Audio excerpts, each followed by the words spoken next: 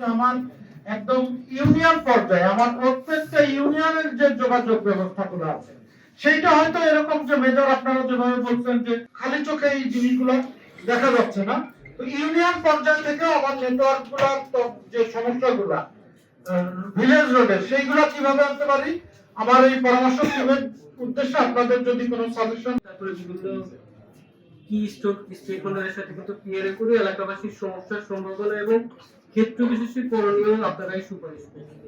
ওইটা কিন্তু আমাদের রিপোর্টে প্রাথমিকভাবে আমরা কিন্তু ওই প্রবলেমগুলো এবং প্রবল কিছু কিছু সলিউশন এবং রাস্তার ক্ষেত্রে কিন্তু কিছু কিছু জায়গায় আসছে যে অমুক এলাকা থেকে অমুক পাড়া থেকে অমুক পাড়ার রাস্তাটা চওড়া করতে হবে, পাকাকরণ করতে হবে বা বাদ স্মুদিং করতে হবে, এই জিনিসগুলো কিন্তু চলে আসছে। এখানে বান্দুরাতে বলেন, নবাবগঞ্জ বলেন, বাগমারায় বলেন বা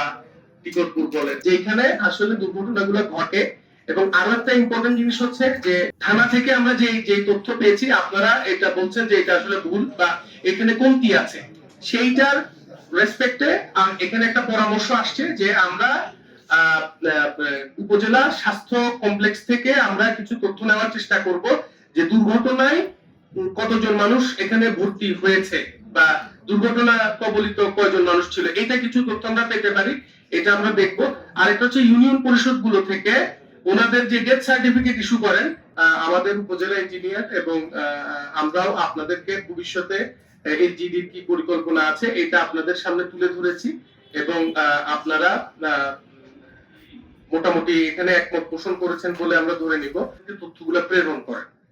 তাহলে আমরা খুব খুশি হব যে এই ইউনিয়ন থেকে এইভাবে এই তথ্যগুলো আসে। আমাদের বিভিন্ন ধরনের সমস্যা, পার্কিং সমস্যা, দুর্ঘটনার সমস্যা, ঝুঁকি সবাই জানে। এই দুটো থেকে বের করতে হবে জানা কেন প্রবলেম গুলো তৈরি হচ্ছে এবং কেন প্রবলেম গুলো যাচ্ছে না, এই জিনিসগুলো কিন্তু আমরা বের করতেছি। তো আমরা এই মাস্টার প্ল্যান সারা বাংলাদেশে কিন্তু হচ্ছে না, এটা নবাবগঞ্জে হচ্ছে। নবাবগঞ্জের মাস্টার প্ল্যান করা সাকসেসফুল হলে এটা অন্যান্য উপজেলায় রেপ্লিকেট করবে সরকার, স্থানীয় সরকার মন্ত্রণালয় আওতায় ওনাদের অর্থায়নে এই জিনিসটা সম্পন্ন হচ্ছে। আমরা চাই যে মানুষের মতামত নিয়ে এই জিনিসগুলোকে তৈরি করা, স্থানীয় জনগণ যেন এটাকে মানে। নবাবগঞ্জের একটা বড় চেঞ্জ হচ্ছে, এখানে একটা বড় অর্থনৈতিক অঞ্চল হচ্ছে, সেই অর্থনৈতিক অঞ্চলটা কিন্তু এই মাস্টার প্ল্যানে একটা ইম্প্যাক্ট,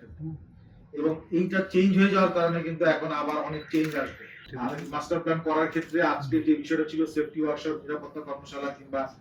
বিভিন্ন ধরনের সমস্যা নিয়ে রোড সম্পর্কিত এই আলোচনাটা এখানে আমি আমার দৃষ্টিতে 4টা পয়েন্টের বিষয়ে আমরা এখানে বিভিন্ন আলোচনার মাধ্যমে একমত হয়েছে। হচ্ছে পার্কিং সমস্যা এবং এর সমাধান,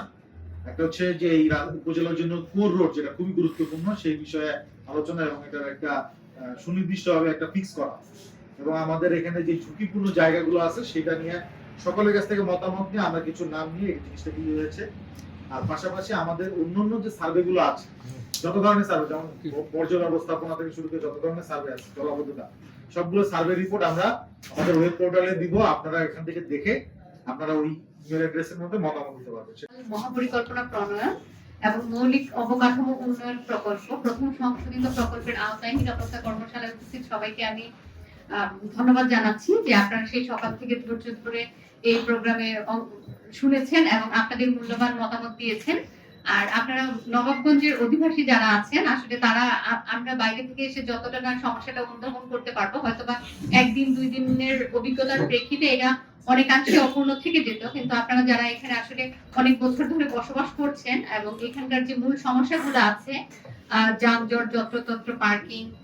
জলাবদ্ধতা, অবকাঠামোগত দুর্বলতা, আপনাদের মতো করে আসলে কেউ অনুধাবন করতে পারবে না। এবং আপনারা এই জায়গায় যে মূল্যবান মতামত দিয়েছেন এবং এই মহাপরিকল্পনাটাকে সাকসেসফুল করার জন্য আপনাদের এই মূল্যবান মতামত এবং নানান রকম পরামর্শ এটাকে আরো অনেক ফলপ্রসূ করবে বলে আমি মনে করি। আর আপনাদের যে সকল সমস্যা আছে সমস্যাগুলো যদি আমরা ফাইন্ড আউট করতে পারি ইনশাআল্লাহ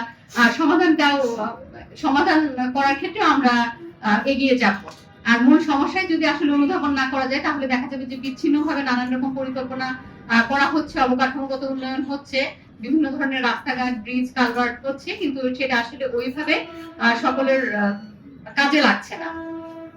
আর আজকের এই চমৎকার একটি কর্মশালা আয়োজন করার জন্য সংশ্লিষ্ট সকলকে আমি ধন্যবাদ জানাচ্ছি এবং আগামীতে আশা করি এই ধরনের কর্মশালা আয়োজন হবে এবং এখান থেকে যে ফাইন্ডিংস গুলা আসবে তার প্রেক্ষিতে হয়তোবা নবাবগঞ্জ উপজেলা উন্নয়নের ক্ষেত্রে অনেক এগিয়ে যাবে।